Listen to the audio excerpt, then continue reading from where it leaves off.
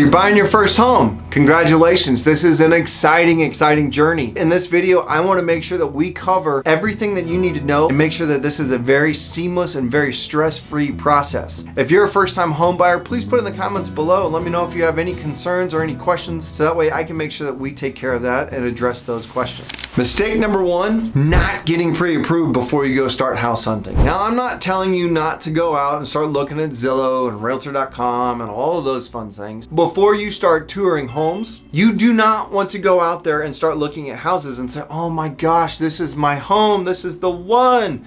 And it's a $500,000 home, but yet you're only pre-approved for $400. Talked about in many videos where it's champagne taste on a beer budget, and there's truth to that, right? Like, I want to make sure that you can actually afford the home you're getting into, because you're wasting time going and looking at these $500,000 homes. You could have missed these $300,000 homes that have been in your budget and are ready to go for you and could have been perfect, but yet you missed them because you were not pre-approved and not ready to go for that. Let's be honest, it saves everybody a little bit of time in the front running as well. And if you're working with a trusted professional, again, hopefully that's me, but if it's not, they will have lenders, they will have people that they can connect you with to make sure that you are in good hands and making sure that they're doing that. Don't worry, they're gonna pull your credit, but that's okay. You need to have that done before you buy a house anyway. So they're gonna look at your income, they're gonna look at your debt, they're gonna look at your credit scores, they're gonna look at everything encompassing and seeing how they can do that and give you the best rate, give you the best terms of what that is. Mistake number two is when you don't understand the cost of home ownership. If you've been a renter for your entire life and you've never bought a home, which is probably why you're watching this video, there's more to buying a house than just your house payment. The HVAC goes out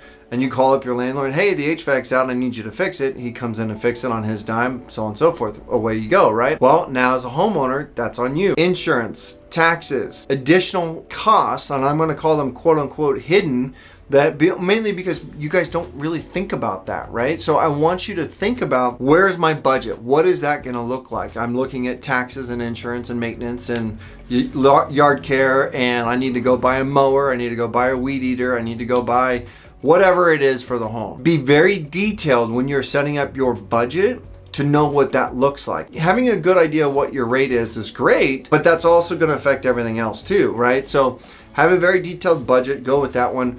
Whenever I work with my clients, I always go in and I help you break all of that down so you can kind of have an idea of what that looks like. Having an emergency fund is something I talk about a lot. I always shoot for about $5,000 in an emergency fund. You don't need it before you buy, but after you buy, it's good to have that so that way, whatever the issues may be, you have at least a small nest egg that you can dump that into maintenance and upkeep of the home. Mistake number three is skipping the home inspection. You guys, I cannot tell you how many times I would recommend you not doing this, okay? I ran my home through the gamut. I had a whole home inspection. I had a radon inspection. I had a termite inspection. I had a sewer line inspection. I had a fireplace inspection.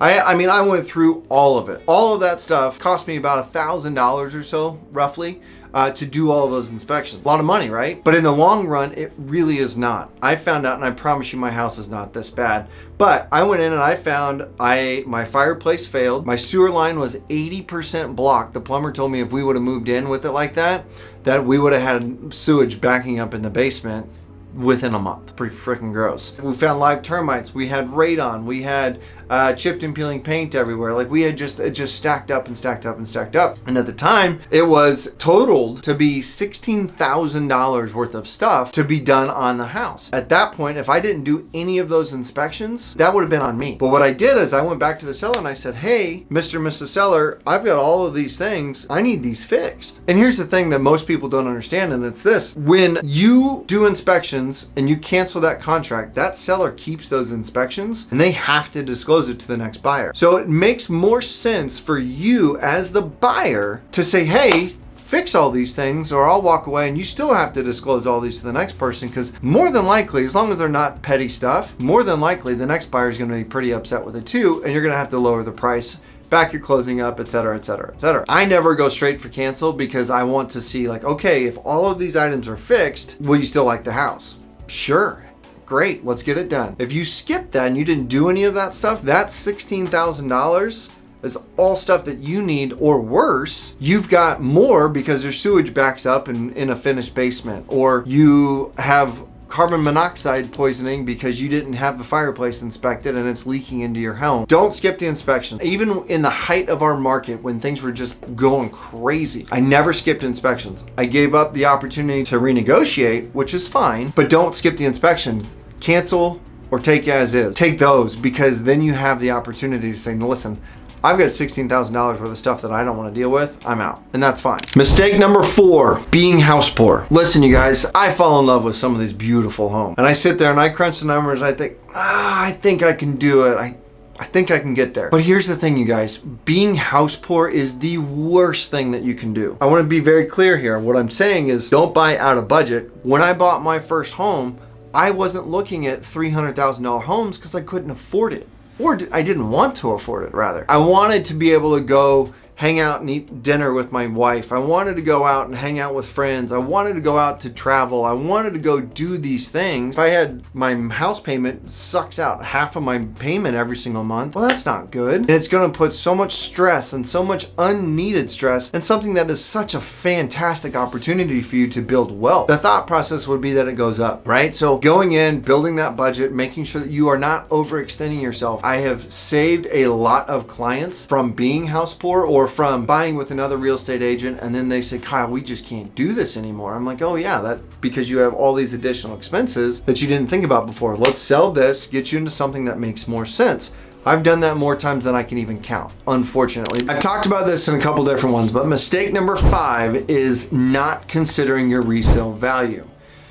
So this is a controversial topic, right? So my strategy is always, how can I add value? How can I get into a home and add some value to it? Maybe it's a complete remodel, which is a house that we're currently in. It's taken time to get there, but we've slowly gotten there, and we're adding value to it, right? We're updating, we're making it nicer, we're bringing it into this century. But that's the thing, you guys, is that if you buy at the top of the market, and you're here and you can't build something, you can't add value to it, well, then you're going to be here. Unless the market appreciates, then you're just going to go with it, right? So what I've always taken to, and I always like, is the market's here, you buy a house value down here, you replace the cabinets, replace the countertops, replace the floors. You're buying down here and you're getting that, you're adding that. That's what I'm talking about with adding that equity to what your home is going to actually be worth. And so considering that resale value, whether it's in 3 years or 5 years or 20 years, doesn't matter. Thinking forward to the fact of thinking, okay, if I do this, I know I should get a return of this, right? So that's what you really want to pay attention to when you're buying the home. I know that's crazy, right? But when you're buying, I know it's easy to get caught up in all the excitement of, oh yes, we get a new home, woo! Slow down, think about it. What is the resale? Is it a good neighborhood? Are you going to be able to add value to that side of it? Is it a good location? Are the bones good? Am I going to dump a lunch money into it? How much money? Is it going to be enough? If you're dumping $100,000 into a house that it only has a value add of $20,000, well, you just outprice yourself out of the market there. So paying attention to that stuff is very, very important. Buying your first home is very, very exciting, and I'm excited that you're getting ready to go on this journey. And I want to make sure that you are avoiding these common mistakes and making sure that you have a very wonderful and exciting process whenever you are buying your home. So obviously I would love to be your trusted real estate agent, and I would love to be that person for you to help you grow and help you build that wealth for your family. So if you would like to reach out to me and ask just some questions or just a little bit of guidance or anything along those lines, my phone number, this is my personal cell phone number, is 785-477-5485. Kyle at homesforsalemhk.com. And again, you guys, I want you to make sure that you are making the right decision. So do your research. Thank you so much for watching. If you do enjoy this content, please go and hit that subscribe button. Go and hit that little bell so you're notified of any future content. And give us that like, because it does help us grow the channel. As always, thanks for watching. We'll see you next week.